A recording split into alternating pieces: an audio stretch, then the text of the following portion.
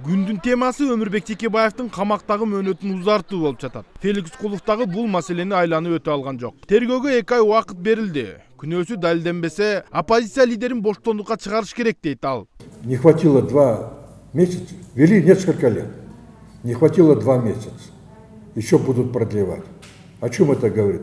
Это говорит о том, что здесь политическая составляющая, не юридическая, политическая. Вот и все. Не хотят человека выпустить, потому что боятся. Өмүрбек Текебаевдин камакка алынышы президенттик шайлоого түздөн-түз байланыштуу. Себеби оппозиция лидери атаандаш гана болбостон, бийликтин бир топ пландарын ишке ашырууга тоскоолдук жаратмак. Почему? Если бы это произошло бы хотя бы 1.5 года назад, и как-то можно было это понять. Но перед выборами начинать убирать из политических арены кандидатов.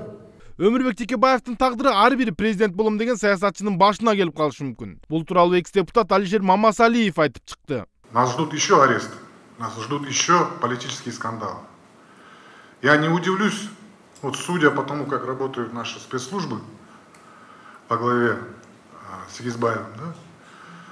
Это же такие постоянно шоу такие политические происходят у нас. Я не удивлюсь, Темир Аргимбаевич, да? Если вдруг, например, какой-нибудь китайский бизнесмен приедет в Кыргызстан и даст пресс-конференцию и скажет: я вот Темир Аргимбаевичем разговаривал, и вот я предлагал ему деньги, давал. Понятно? Не дай бог, да?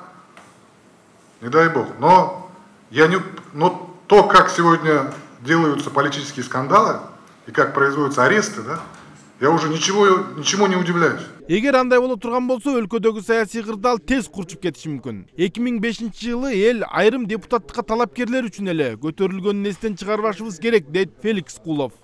Я думаю, что если по такому пути наши органы доблестно пойдут, это вызовет мощную дестабилизацию в обществе. Это я официально говорю. Этого допускать нельзя.